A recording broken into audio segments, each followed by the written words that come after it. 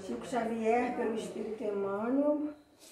E nós estamos quase colando grau, viu? Nós estamos na lição 179. Isso significa que nós estamos mais ou menos há 3 anos e 5 meses estudando esse livro. Então, a gente já deve ter aprendido alguma coisinha, né? Então, a nossa lição de hoje: entendamos servindo, porque também nós éramos, noutro tempo, insensatos. Paulo, Tito 3,3. Tito foi um dos amigos de Emmanuel, de Paulo de Tarso, que ele também converteu ao cristianismo, e Tito, ele ficou incumbido de ficar responsável, missionário, para criar as igrejas na ilha de Creta. O martelo realmente colabora nos primores da estatutária, mas não pode golpear a pedra indiscriminadamente. O remédio amargo estabelece a cura do corpo enfermo. No entanto, reclama ciência na dosagem, nem mais nem menos. Na sementeira da verdade, igualmente, é indispensável não nos desfaçamos em movimento impensado. Na terra, não respiramos num domicílio de anjos. Somos milhões de criaturas no labirinto de débitos clamorosos do passado, suspirando pela desejada equação. Quem ensina com sinceridade, naturalmente aprendeu as lições, atravessando obstáculos duros. Claro que a tolerância excessiva resulta em ausência de defesa justa. Entretanto, é inegável que para educarmos a outrem, necessitamos de imenso cabedal de paciência e entendimento.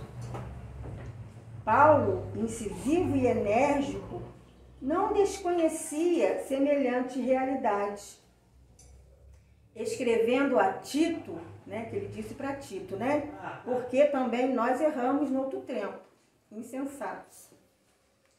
Escrevendo a Tito, lembra as próprias incompreensões de outra época para justificar a serenidade que nos deve caracterizar a ação a serviço do Evangelho Redentor.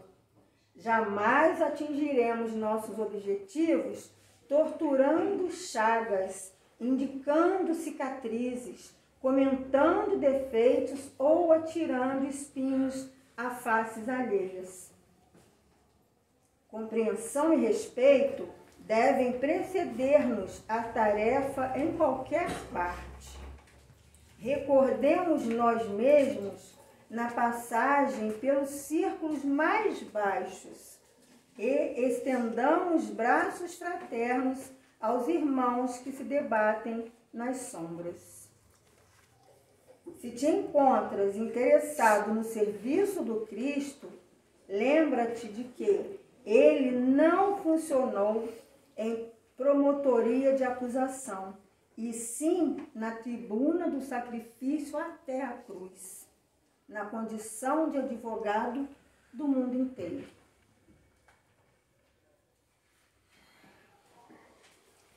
Vamos fechar os nossos olhos, fazer uma respiração profunda,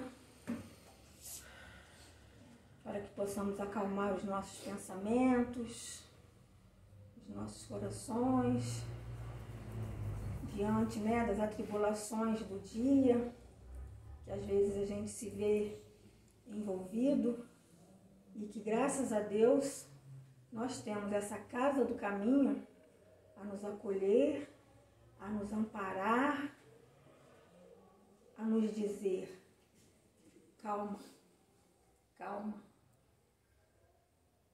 E graças a Deus nós estamos aqui hoje e vamos agradecer por tudo que temos, por tudo que somos, pela oportunidade de mais uma vez aqui reunidos, refazer as nossas energias, buscando o sentido e o significado da nossa existência e que nós possamos nos melhorarmos a ponto de poder ajudar o nosso irmão e pedir por todos que por algum motivo hoje não puderam estar aqui, por todos que ainda não conhecem, não se despertaram para os ensinamentos do Cristo, que é o nosso alívio, que é o nosso consolo, que é o nosso remédio.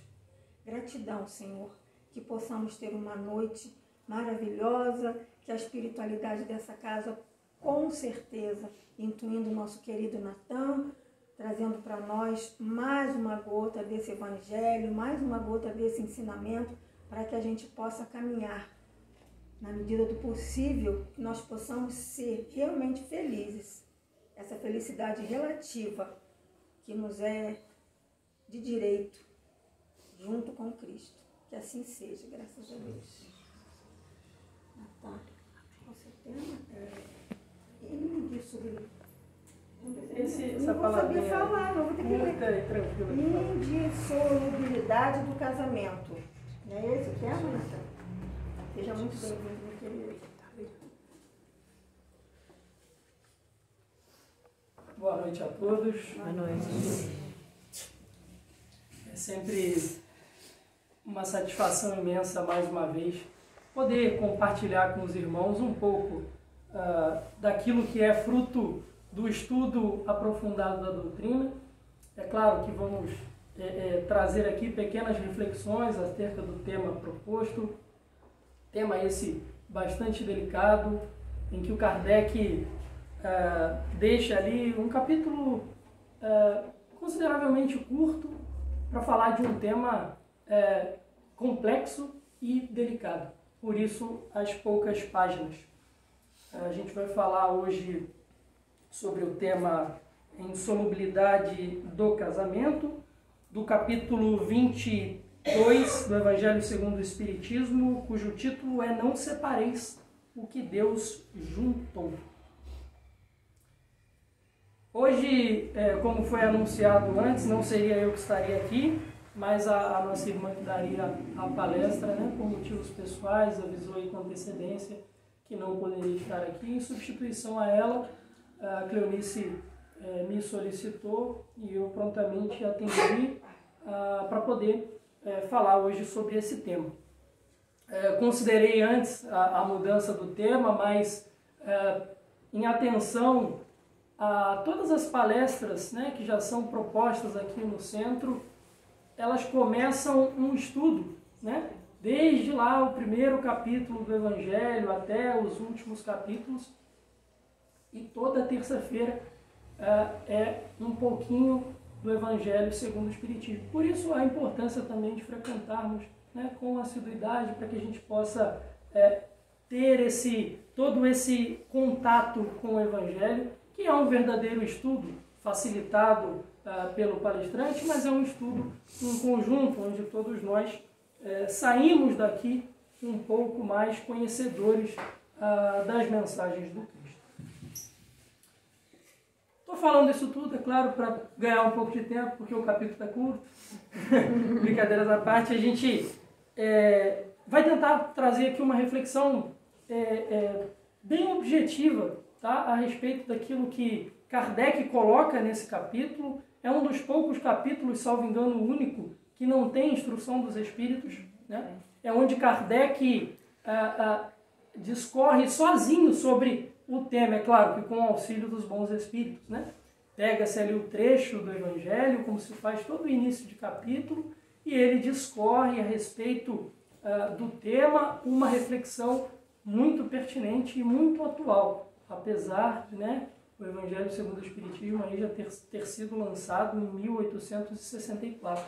É um tema ainda muito atual. E tudo que está aqui, né, é sempre mais atual do que o Jornal de Amanhã. Então, partindo aqui para o tema, o capítulo se inicia com uma passagem gravada no Evangelho de Mateus, no seu capítulo 19, versículos de 3 a 9. Também os fariseus vieram ter com ele para o tentarem e lhe disseram: será permitido a um homem despedir sua mulher por qualquer motivo? Ele respondeu: não lestes que aquele que criou o homem desde o princípio os criou macho e fêmea e disse: por essa razão o homem deixará seu pai e sua mãe e se ligará à tua mulher, e não farão os dois senão uma só carne? Assim, já não serão duas, mas uma só carne. Não separe, pois, o homem o que Deus juntou. Por que então, retrucam eles, ordenava Moisés que o marido desse à sua mulher um escrito de separação e a despedisse? Jesus respondeu: foi por causa da dureza do vosso coração que Moisés permitiu despedisse vossas mulheres, mas no começo não foi assim. Por isso eu vos declaro que aquele que despede sua mulher, a não ser em caso de adultério, e desposa outra, comete adultério. E aquele que desposa a mulher que outro despediu, também comete adultério. A primeiro momento, pode nos parecer aí uma passagem até contrária, né, a tudo aquilo que a gente vem estudando em matéria de doutrina espírita, tudo aquilo que a gente conhece, ainda que pouco, mas conhece. Fato é que esse diálogo não é um diálogo de pessoas que estavam pela primeira vez em contato com a lei. Os fariseus, né, eram profundos conhecedores da Torá, das leis mosaicas, e Jesus também o era. Apesar de Jesus não ter, assim como os fariseus, se dedicado ao estudo durante toda a vida, mas foi o Cristo que enviou todos os profetas a este orbe para trazer-nos a mensagem de Deus. Foi o Cristo que programou a vinda de Moisés e de todos os profetas que o antecederam e o sucederam. E por ser o Cristo o governador planetário, já sabia todos esses ensinamentos sem precisar consultar a Torá. Na época em que Jesus viveu, o dialeto mais comum falado no hebraico era o aramaico, né? Quase que uma corruptela da língua e que já era mais facilmente proferida entre os judeus. E todos os outros ensinamentos, toda a Torá, todo o decálogo e todas as enxertias que Moisés fez na lei, muito necessárias ao povo daquele tempo, estavam todas gravadas em hebraico, né? E Jesus, apesar de não ter, como os fariseus, né, essa vida de dedicação ao estudo da lei mosaica, ele já conhecia completamente os ensinamentos. E mais do que a letra fria da lei, como os fariseus se atentavam, Jesus conhecia a essência. Não só a essência das palavras, mas a essência do Criador, a dar a nós, por meio dos profetas, todas aquelas leis. Se a gente voltar lá no primeiro capítulo do Evangelho segundo o Espiritismo, cujo título Não Vim Destruir a Lei, após toda o decálogo colocado ali neste capítulo, todos os 10 mandamentos, os Espíritos nos fazem um apontamento muito importante. Eles dizem exatamente o seguinte: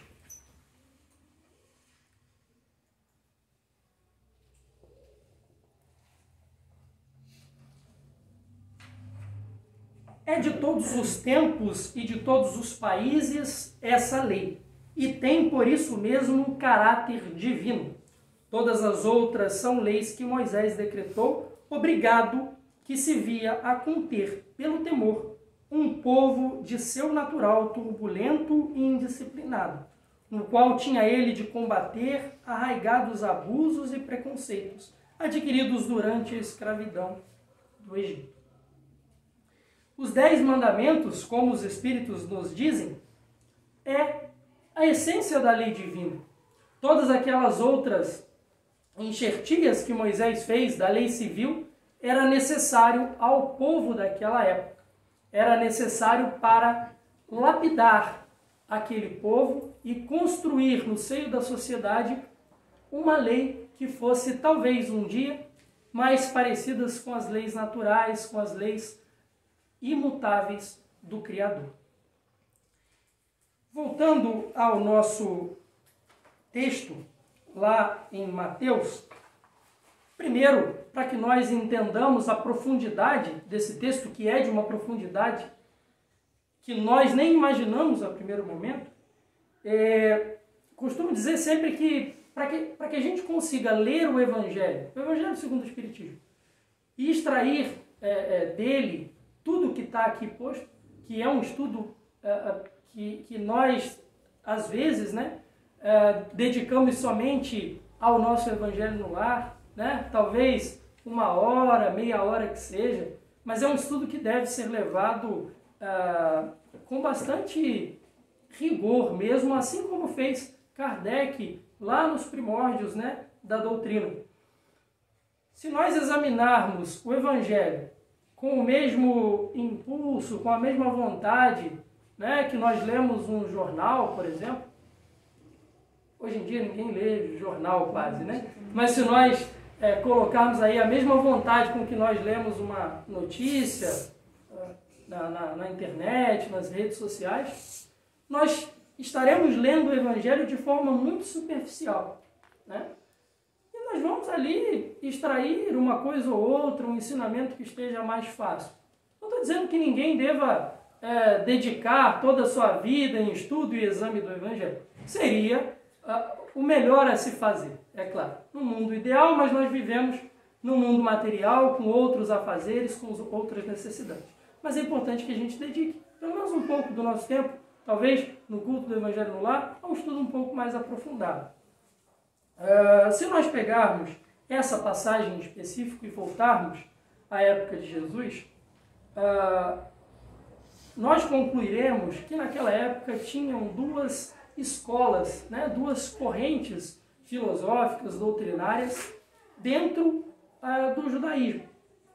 Eram essas as escolas de Shammai e de Hillel. Eram duas escolas que, em dado momento, convergiam para o mesmo ponto, em outros elas se distanciavam. E a questão do casamento, da indissolubilidade do casamento e do divórcio, é um desses pontos onde essas escolas do pensamento judaico se separam, e vão ali tomar pontos diferentes. Para a escola de Shammai, que foi um fariseu muito importante, ele acreditava que não se podia separar por qualquer motivo. O homem não poderia despedir sua mulher, como é a letra da lei, sem motivo que fosse ali contundente para tal. Era considerado o divórcio somente no caso em que a mulher impedisse o seu marido de cumprir com as leis mosaicas.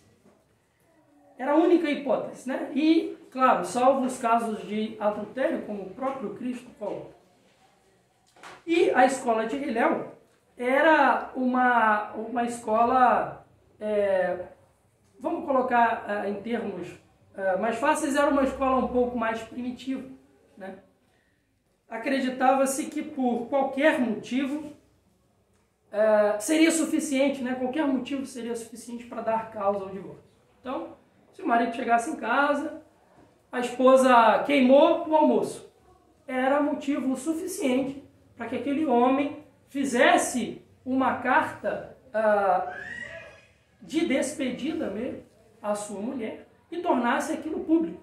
E aquela mulher saía da casa do seu marido e tomaria ela a vida que tivesse que tomar. É claro que num contexto em que Jesus viveu, né, se há poucos anos atrás, para a nossa sociedade, já era muito difícil, né, assumir um divórcio, por exemplo, uma mulher que vivesse sozinha, divorciada do seu marido, imaginemos então nos tempos do Cristo, né? Essa mulher era completamente colocada à margem da sociedade. É claro que nos casos mais estruturados, onde o marido casasse com sua mulher e recebesse ali da família da esposa o dote, esse dote deveria, conforme a lei mosaica, deveria ser guardado para, em caso de divórcio, a mulher ficasse com o dote e vivesse a vida dela com aquele dinheiro. É claro que isso a lei traz e seria a melhor das hipóteses. Mas, na hora da aplicação prática da lei, nem sempre era dessa forma. Saía a mulher completamente desamparada, né? Até hoje nós, a lei em si é muito bem construída, né? A aplicação dela por nós é que é falha, né? E que atende a prazeres momentâneos, né? Hoje a lei me favorece desse lado, amanhã daquele outro lado, e assim vai.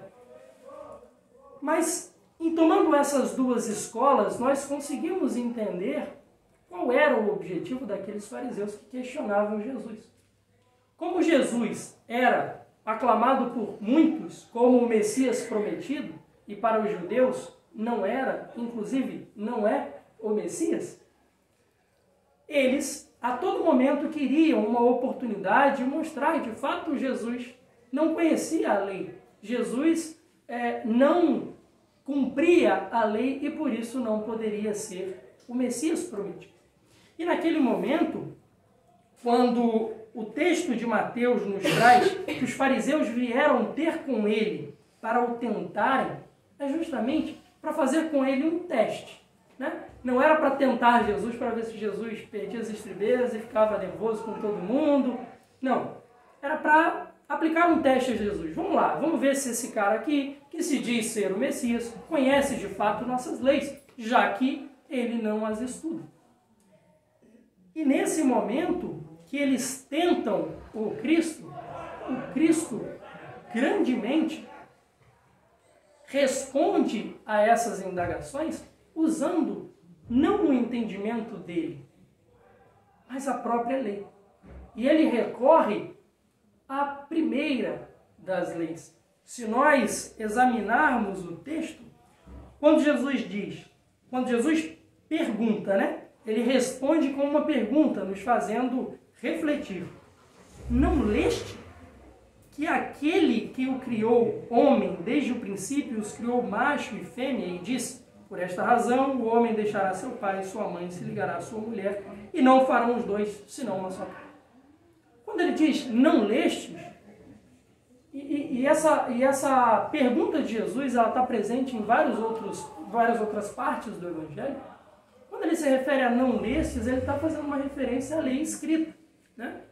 A todo o decálogo e todas as outras 613 ordenações. Quando ele diz não lestes, é porque está de fato gravado na lei escrita. Porque além da lei escrita, nós tínhamos também a lei comum, né? A lei falada, que não era propriamente ali escrita e gravada, mas era costume. Então, ele fala, não ouvistes, né? Quando é sobre a lei falada, e não lestes, quando é sobre aquilo que está de fato gravado ali, escrito. E Jesus rapidamente recorre a um argumento muito forte para contradizê-los. Jesus recorre ao Gênesis, né? E quando a gente fala Gênesis, entende-se, né? O primeiro livro do Antigo Testamento. O princípio, a formação de tudo, né? Que é diferente da nossa Agênese, né? Que fala, apesar de ser muito parecido, são livros diferentes, né? A Gênesis faz parte das obras básicas da nossa codificação. E Gênesis faz parte do Pentateuco, né? Os 5 primeiros livros ali de Moisés. E Jesus recorre a esse texto. Ele recorre a Gênesis quando diz, né, que Deus criou o homem desde o princípio, né, como macho e fêmea. E aqui homem se refere ao espírito imortal. Deus criou o espírito e, ao colocar o espírito sobre a terra, designou-os macho ou fêmea. Então, Jesus prontamente se reporta não às próprias opiniões. Jesus não começa respondendo, olha, eu acho, ou olha, segundo o que eu entendo. Não. Jesus responde diretamente com a lei. Isso é algo que é trazido até para dentro do movimento espírita, né? Que nós devemos sempre suprimir nossas opiniões e responder em conformidade com a doutrina. No livro tal, segundo Allan Kardec, ou segundo o espírito tal, a resposta para essa questão é essa. Para que evitemos aí as opiniões e nos atentemos somente ao que está escrito no caso de Jesus, em toda a lei, e no nosso caso, em toda a doutrina. E prontamente os fariseus também retrucam, né? Dizendo que ordenava a Moisés que o marido desse à sua mulher um escrito de separação e a despedisse.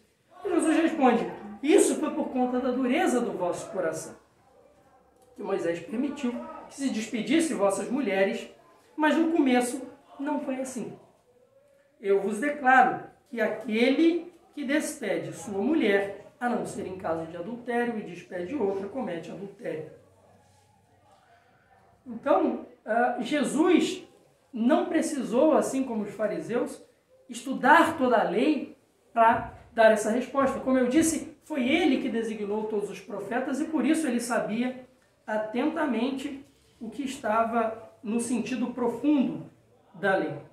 Eles fazem essa pergunta com base no Antigo Testamento e o mestre responde com base também no Antigo Testamento, mostrando aí a inconformidade dos próprios fariseus e o desatentamento para a lei. Se nós buscarmos uma passagem também igualmente interessante, no Deuteronômio, de capítulo 24, versículos de 1 a 4, que fala acerca do divórcio e de outras coisas da lei mosaica. Quando um homem, começa lá no primeiro versículo, quando um homem tomar uma mulher e se casar com ela, então será que se não achar graça em seus olhos, por ela achar coisa feia, lhe fará escrito de repúdio e lhe dará na sua mão e despedirá da sua casa. É em cima exatamente desse versículo que se dividem as duas escolas que anteriormente eu expliquei, de Shammai e de Hillel. Uns se atentavam à literalidade da lei e diziam, olha, se o homem achar conveniente despedir sua mulher, fazer carta de repúdio e tirá-la de sua residência, assim o será. Tá? E outra corrente que diz, olha, há casos específicos onde o divórcio ele é aplicado. Versículo 2, se ela, pois, saindo da sua casa, for e se casar com outro homem, e esse último homem a aborrecer, e se este último homem a aborrecer, e lhe fizer escrito de repúdio, e lhe o der na sua mão, e a despedir da sua casa, ou esse último homem que a tomou para si, por mulher, vier a morrer, então seu primeiro marido, que a despediu, não poderá tornar a tomá-la, para que seja sua mulher, depois que foi contaminada, pois é abominação perante o Senhor. Assim não farás pecar a terra que o Senhor teu Deus te dá por herança. Então, basicamente, o que ele está dizendo? Aquela mulher que receber a carta de repúdio de seu marido e vir a casar com outra, e esse outro homem ou lhe fizer outra carta de repúdio e lhe despedir, ou vier a morrer, o primeiro homem não poderá voltar a se casar com essa mulher. Isso era, para a época, também um artifício de que se valia Moisés para fazer com que aquele homem que fosse dar carta de repúdio à sua mulher por qualquer motivo, pensasse 2 vezes antes de fazer. Caso contrário, se voltasse atrás, não poderia mais se casar com ela. Todas essas aplicações da lei, como nos foi dito lá no primeiro capítulo, é pertinente ao povo daquela época e necessário aos costumes daquele povo. Em 1 Coríntios, capítulo 7, versículos 10 e versículo 15. Todavia, aos casados não mando eu, mas o Senhor, que a mulher não se aparte do marido. E no versículo 15, mas se o descrente se apartar, aparte-se, porque neste caso o irmão ou irmã não está sujeito à servidão, mas Deus vos chamou à paz. Nesse momento, exatamente no Novo Testamento, qual que é a mensagem do Cristo? Olha, se um casal estiver vivendo ali em comunhão, mas as coisas se tornarem difíceis a este casal, e que se for necessário o divórcio, que assim seja, porque homem e mulher foram criados por Deus para a paz. Né? Se não há paz em um relacionamento e for necessário se apartar, que assim seja. Nesse momento, nós conseguimos entender que desde o Antigo Testamento até o Novo Testamento, o divórcio já era ponto pacificado entre os judeus. Era, sim, necessário em alguns casos. Mas, com o advento da doutrina espírita, Kardec e todos os espíritos que o auxiliaram na codificação trazem uma outra interpretação a respeito dessas palavras de Jesus. Não só interpretações segundo a lei mosaica, mas segundo a lei natural e lei de Deus imutável.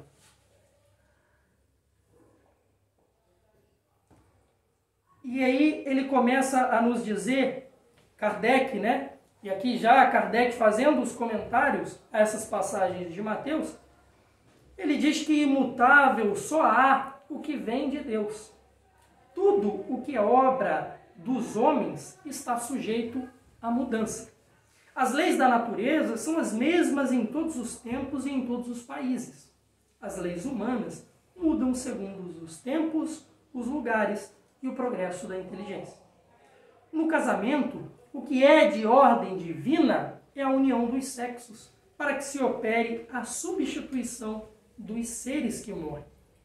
Mas as condições que regulam essa união são de tal modo humanas, que não há no mundo inteiro, nem mesmo na cristandade, 2 países onde elas sejam absolutamente idênticas e nenhum onde não hajam, com o tempo, sofrido mudanças.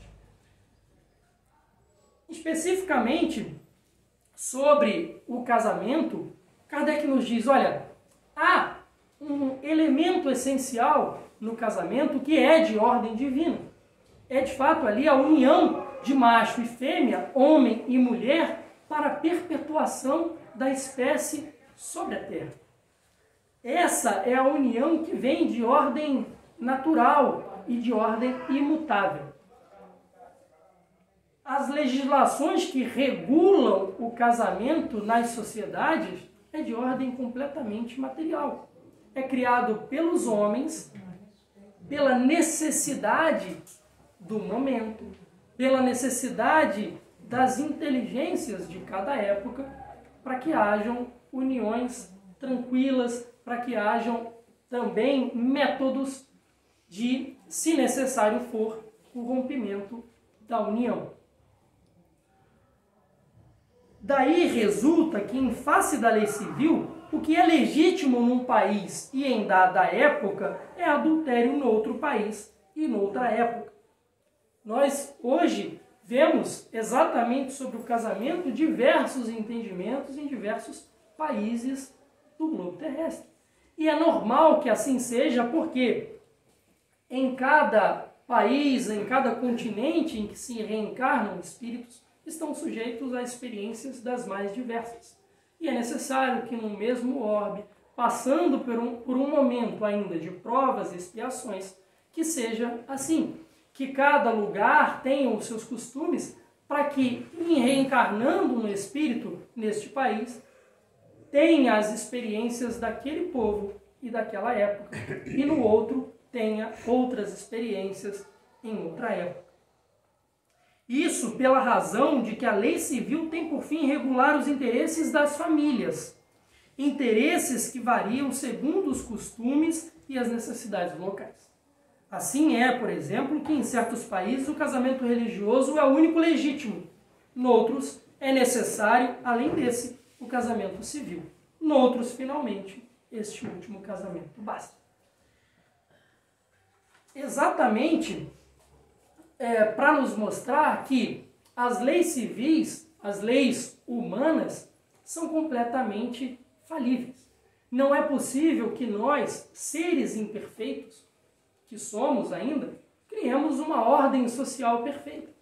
Todas as intenções de construir um ordenamento jurídico, uma ordem social perfeita, são válidos, sim, com certeza. Nós aspiramos mesmo à perfeição.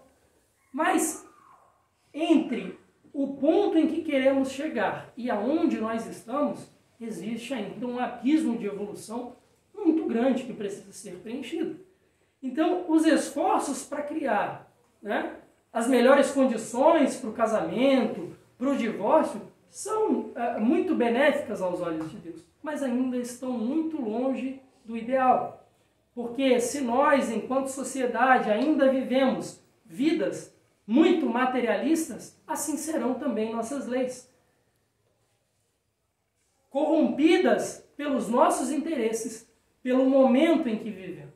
Na época de Jesus e até muito depois, até mesmo nos tempos da burguesia, no século XIX, o entendimento do casamento ainda era a união de casas. Era, de fato, a perpetuação de dinastias, de títulos nobiliárquicos e de várias outras regalias familiares. Era necessário que uma família se casasse com outra família e assim arranjava-se os casamentos para que pudesse ter a manutenção dos bens, para que pudesse ter a manutenção do sobrenome, do status social. E assim foi. Diversos casamentos que não tiveram a atenção à ordem divina e somente à ordem material e de interesses momentâneos. Jesus, com o seu entendimento, nos mostra que o casamento precisa, em primeiro plano, ser levado em consideração com os olhos espirituais, com a união, de fato, de almas por um propósito maior, maior até que os próprios interesses de marido e mulher. Interesses esses que são colocados pelo Criador dentro de cada um de nós, para que nós perpetuemos, de fato, a espécie, para que tenhamos casamentos duradouros e que tenham, acima de tudo, os olhos voltados à imortalidade da alma. E não somente às uniões momentâneas, mas uniões essas de propósito e de alma que durarão para além dessa vida, que não morrerão com a morte do corpo, mas que continuarão por toda a eternidade, depois de já terem sanados todos os débitos que vieram para esse mundo sanar no mesmo tempo. E aqui se uniram para que pudessem, cada um a seu tempo, operar a evolução que precisam ainda operar em seu ser. Mais à frente, Kardec vai nos dizer que na união dos sexos, a parte da lei divina, material, comum a todos os seres vivos, há ainda outra lei divina imutável, como todas as leis de Deus.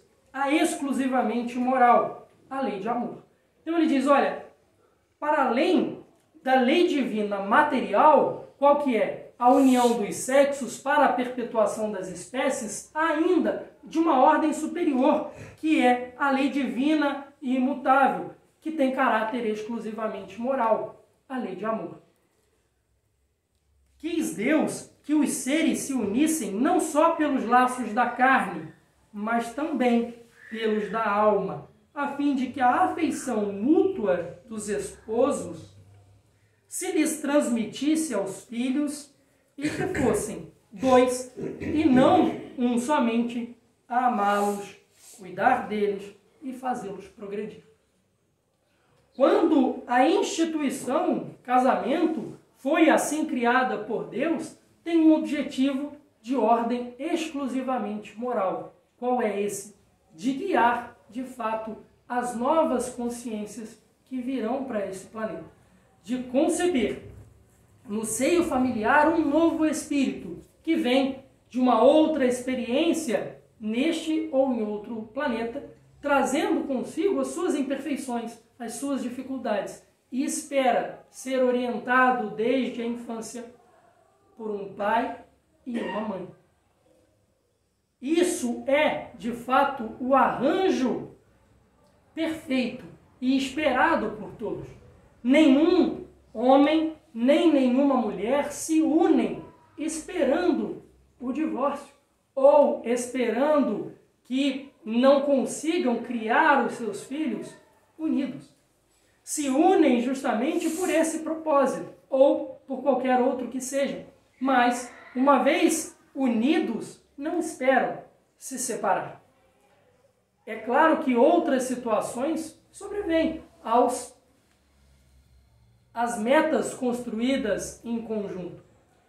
E essas dificuldades da vida conjugal também é colocada pelos nossos mensageiros do invisível, que planejam junto conosco nossa nova existência e nos dão, aqui encarnados, orientações. São eles também que nos colocam em certas dificuldades para nós provacionarmos ou expiarmos algumas situações que ainda precisamos a nossa evolução. E uma dessas situações é, de fato, o divórcio.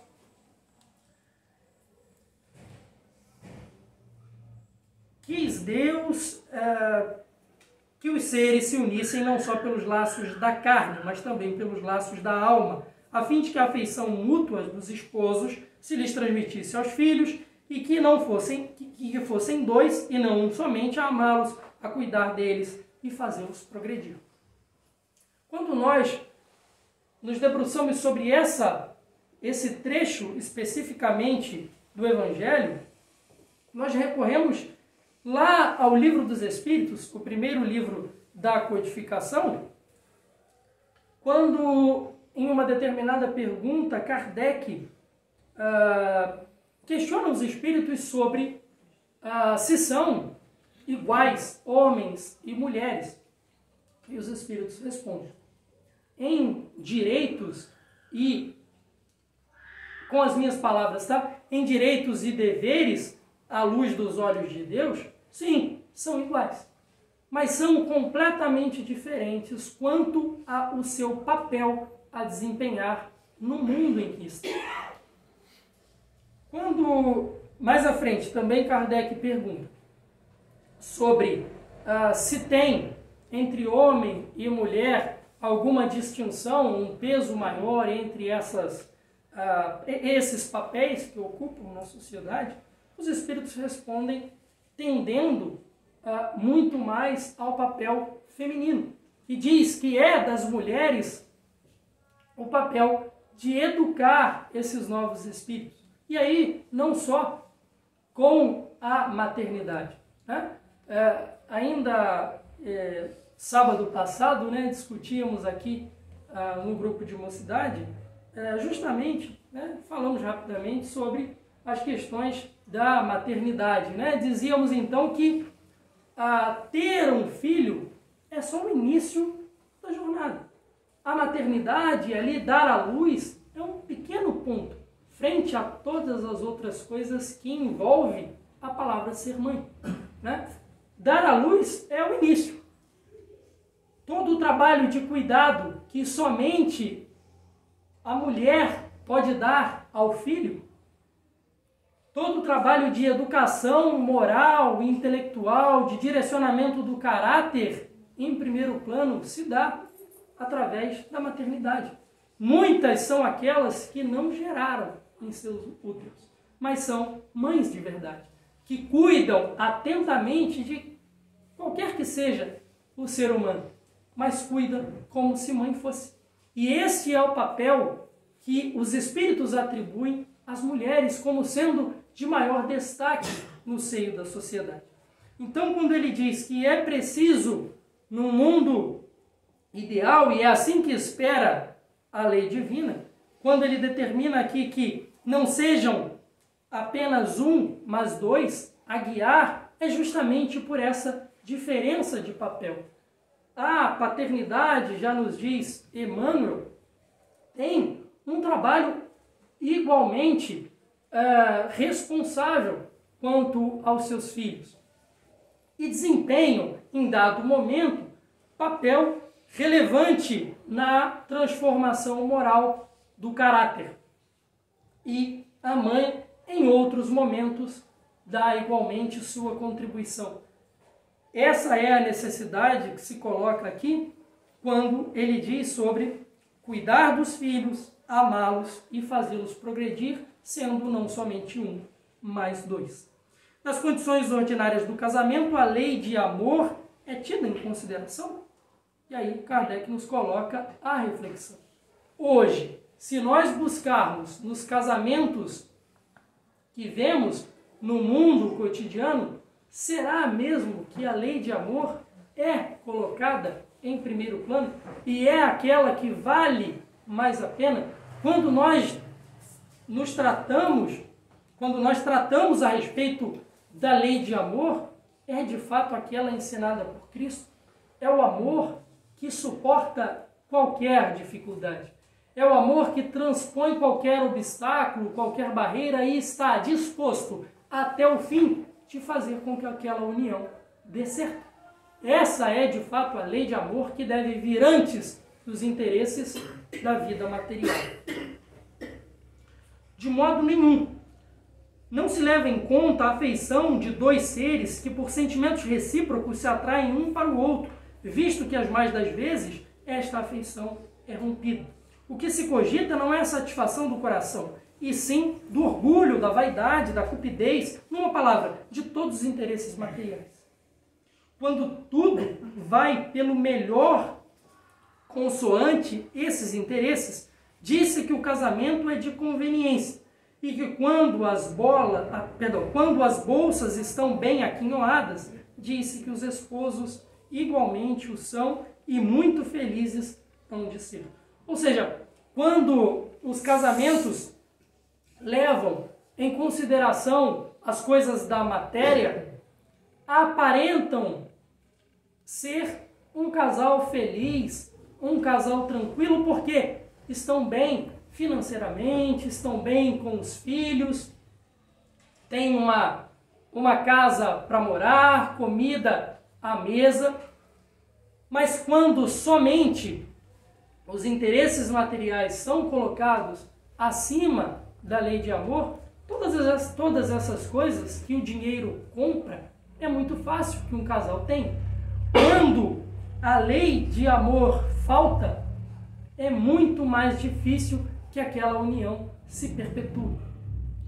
Quando, em contrapartida, a lei de amor está acima, qualquer obstáculo pode ser transposto por aquele casal em união de propósitos. Porque assim Deus instituiu e assim o Cristo espera, orienta e nos fortifica para que nós consigamos, apesar das dificuldades, manter essa união até o fim. Nem a lei civil, porém, nem os compromissos que ela faz se contraírem podem suprimir a lei do amor. E esta não preside a união, resultando frequentemente separarem-se por si mesmos os que à força se uniram. Tornam-se um prejuízo se pronunciado como forma banal o juramento feito ao pé do altar. Daí as uniões infelizes, que acabam tornando-se criminosas. Dupla desgraça que se evitaria se, ao se estabelecerem-se as condições do matrimônio, e se não abstraísse da única que o sanciona aos olhos de Deus, a lei de amor. Ao dizer, Deus, não sereis senão uma só carne, e quando Jesus disse, não separeis o que Deus uniu, essas palavras se devem entender com referência à união segundo a lei imutável de Deus e não segundo a lei mutável dos homens. Quando nós entendemos exatamente no capítulo 1 do Livro dos Espíritos, quando Kardec pergunta o que se deve entender por lei natural, os Espíritos respondem, a lei natural é a lei de Deus, é a única verdadeira para a felicidade do homem.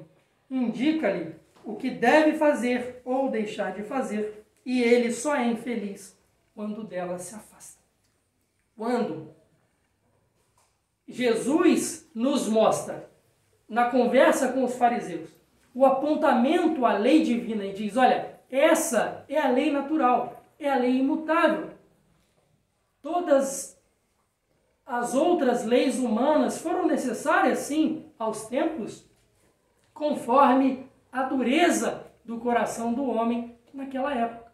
Não é esperado por Deus que a lei civil se propague para sempre da mesma forma. A exemplo disso são todas as sociedades que alteram suas formas de viver, suas legislações, para se adequar ao momento em que se encontram.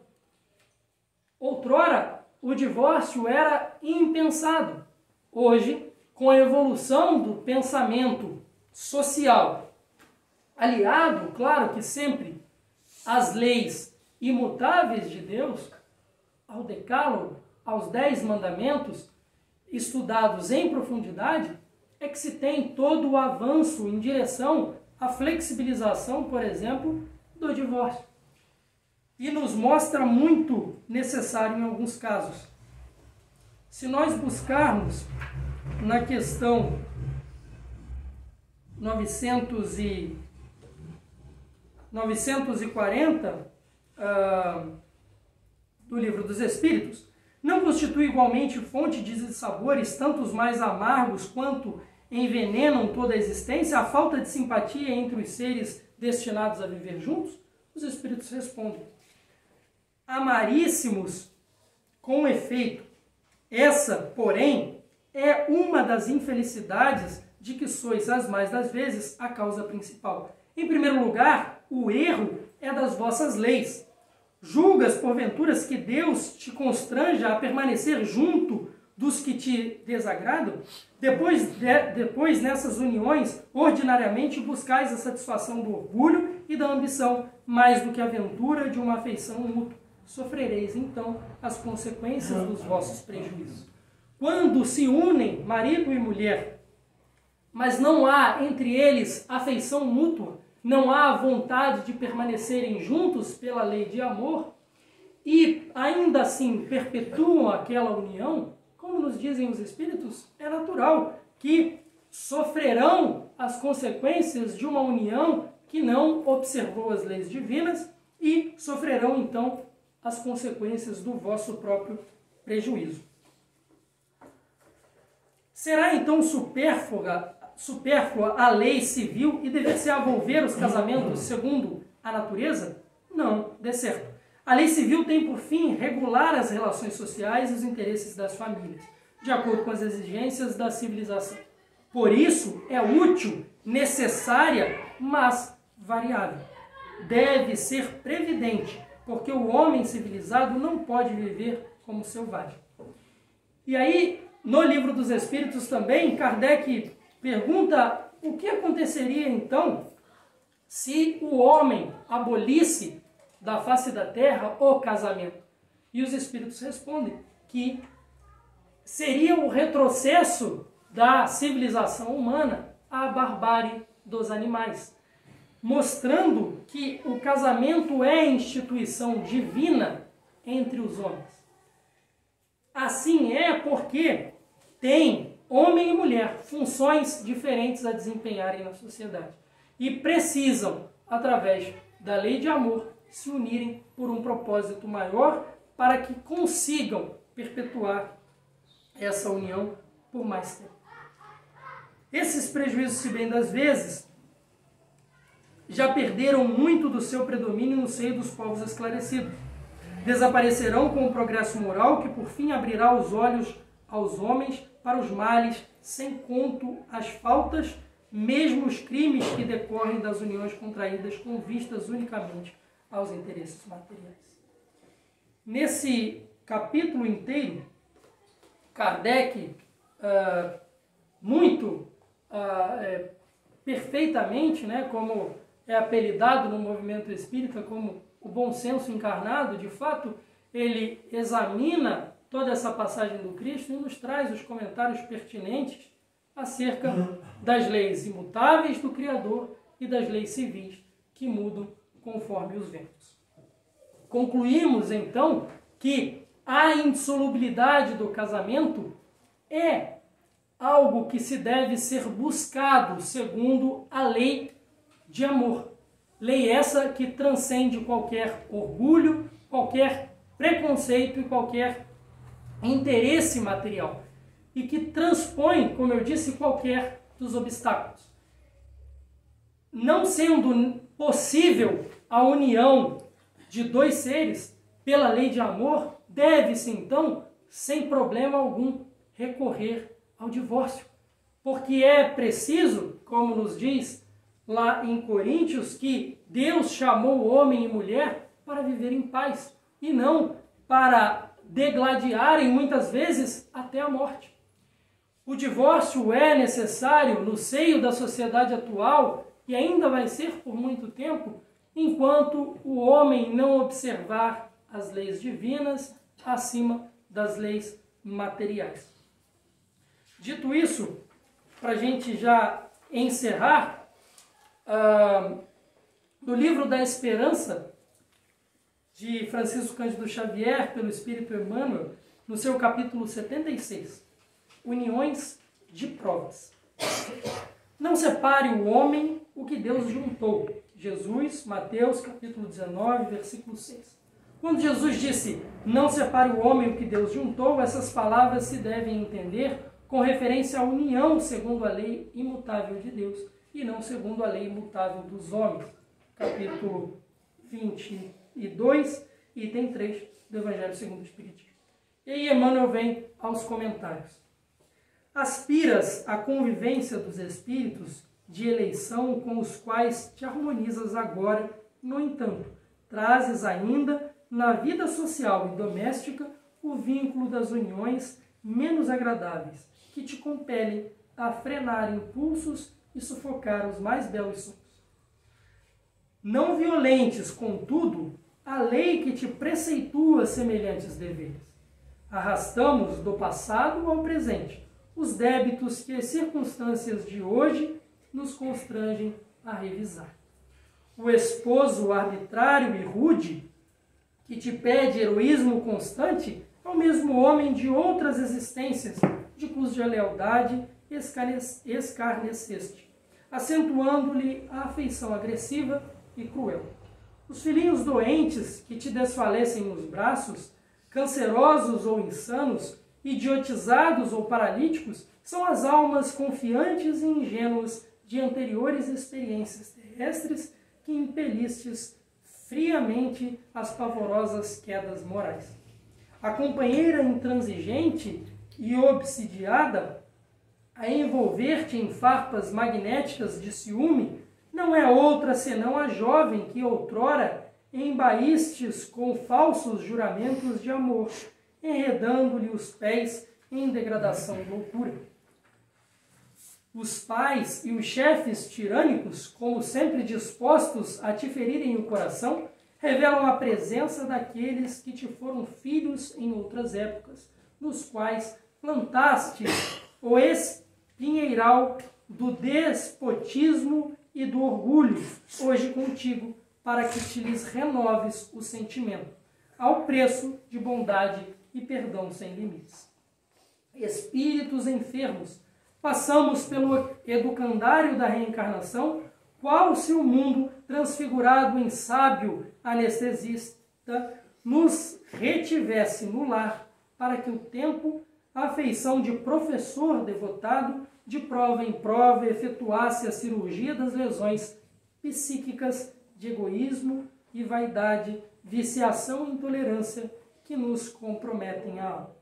À frente, pois, das uniões menos simpáticas, saibamos suportá-las de ânimo firme. Divórcio, retirada, rejeição e demissão, às vezes, constituem medidas justificáveis nas convenções humanas, mas, quase sempre, não passam de moratórias para resgate em condições mais difíceis, com juros de escorchar. Ouçamos o íntimo de nós mesmos. Enquanto a consciência se nos aflige, na expectativa de afastar-nos da obrigação perante alguém, vibra em nós o sinal de que a dívida permanece. Quando nós entendemos a profundidade dessa mensagem, nós conseguimos buscar lá nos ensinos de Jesus que homem e mulher que se unem na presente encarnação têm por uma finalidade também ressarcir os débitos de outrora. E se no momento em que a condição parece infeliz e resolvem então o divórcio, a separação, como nas palavras de Emmanuel, não deixa de passar de moratória, ou seja, deixa para resolver numa próxima.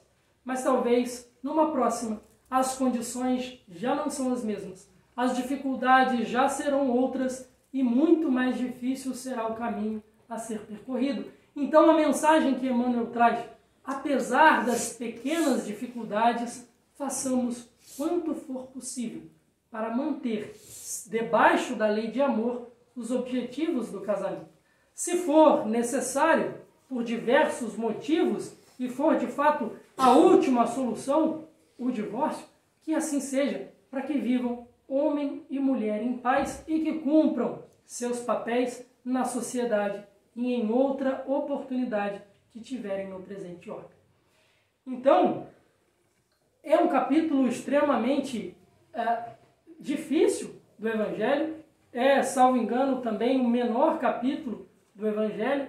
Na semana que vem, quem estará aqui falará sobre a finalização desse capítulo que trata especificamente sobre o divórcio. Como eu disse, é a continuidade de um estudo, mas é um estudo muito importante de ser feito em profundidade, com um estudo completo da doutrina e de todo o Evangelho que nos é trazido ali antes de cada capítulo. Espero então que nós possamos sair daqui hoje compreendendo as uniões conforme a lei civil mutável e conforme a lei divina e imutável, que é a lei de amor. Se não forem uniões segundo aquilo que Deus espera, serão de fato uniões segundo os interesses materiais e que facilmente se esvaem com qualquer dificuldade que seja. Fortes são aqueles casamentos e aquelas uniões que colocam o amor a Deus acima de todas as coisas e ao próximo como a si mesmo, como sendo o objetivo primeiro da união. Assim, mais facilmente será passar por qualquer das dificuldades que virão. E com certeza virão, dado o momento em que ainda nos encontramos neste planeta. Então, que possamos levar essa mensagem e que lembremos sempre que a indissolubilidade do casamento, segundo a doutrina espírita, não é absoluta e não é ilógica e irracional. Muito pelo contrário, examina o homem, sua condição e o tempo em que vive na sociedade, e por isso Kardec tece esses comentários muito oportunos. A condição da humanidade, em 1864, mas também ainda a nossa condição. É muito mais atual, como eu disse, do que o jornal de amanhã. se nós nos debruçarmos sobre essa doutrina, com afinco, com dedicação, e buscarmos aplicar um pouquinho que seja, nós teremos uma sociedade muito melhor, com leis mais justas, com seres mais felizes. E é isso que todos nós caminhamos, ainda que a passos devagar, por vezes inconstantes, mas todos nós chegaremos na meta e lá estará o Cristo de braços abertos a receber todos nós que aqui passamos, apesar das dificuldades, e vencemos cada uma delas com Cristo em nós. Tá, paz a todos.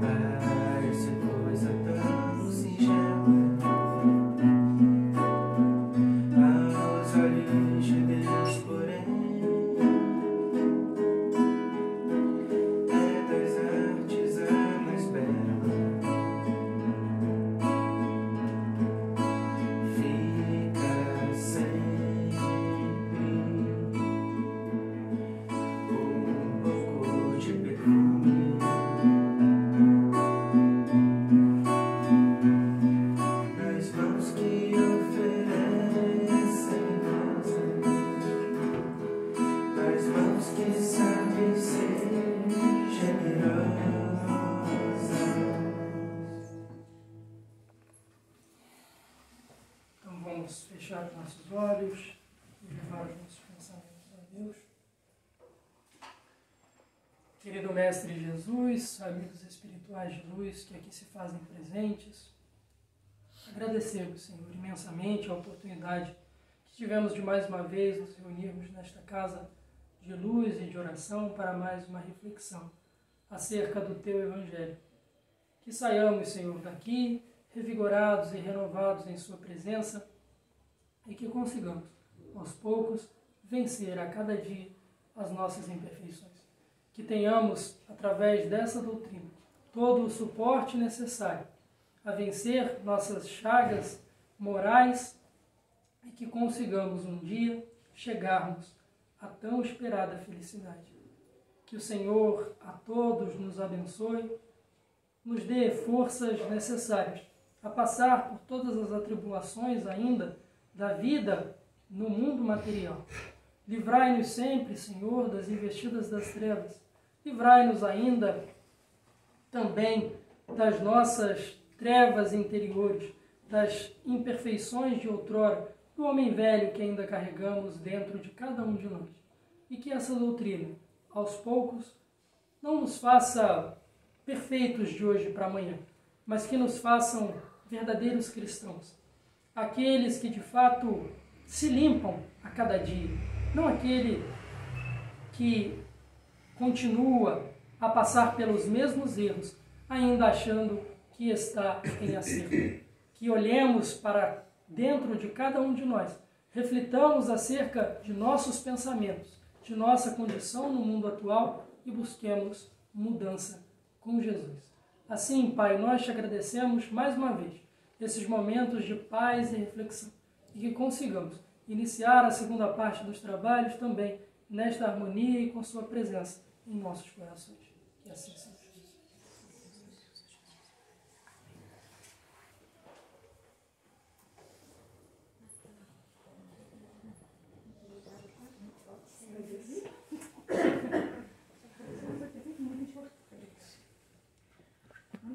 meus queridos, ensinamentos, né? Que o Natan trouxe pra gente hoje.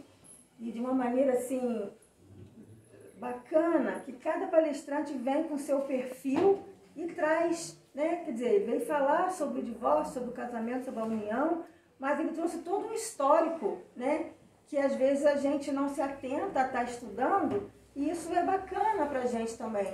Isso soma lá no nosso currículo, né? A gente foi esclarecido sobre isso, porque nós também estávamos lá, né? Então eu acho isso muito bacana, cada palestrante com seu perfil e trazendo pra gente esses ensinamentos, tá? E antes de eu falar, eu vou começar do final, que eu separei aqui, depois se alguém quiser, baseado no que o Natan falou, hoje, a palestra de hoje, Sinal Verde, André Luiz, quem quiser pegar, tem tudo a ver com isso que ele falou hoje. Nossos filhos são espíritos, tá? E tem outro aqui, Sexo e Destino, e tem esse outro aqui, Elos Sem Fim, tá? Tem tudo a ver com que a palestra de hoje, tá bom? Então a nossa biblioteca é farta de muitos conhecimentos, a gente só, como ele falou, a gente precisa se debruçar, mas não só se debruçar, né? A gente precisa mesmo buscar, porque toda essa literatura não fala de mais ninguém do que de nós mesmos. É a nossa biografia que está aqui, é a nossa vida espiritual que está aqui. É o que nós viemos buscar hoje? Não é o nosso melhoramento? Então a gente precisa... Se é melhoramento material, o que a gente faz? Trabalha. Quero dinheiro, vou melhorar isso, melhorar aquilo. Se eu quero me melhorar espiritualmente, o que eu tenho que fazer? Eu tenho que me reconstruir. Baseado em quê? Baseado nisso que ele disse hoje pra gente. Nos ensinamentos do Cristo. Tá bom? Então vamos lá para os nossos avisos. Nós temos o nosso QR Code ali, tá? Quem quiser saber, ter mais informações sobre as atividades da casa, tá ali. Segunda-feira. Tem alguém vindo hoje aqui pela primeira vez? Seja bem-vindo, viu? É, você.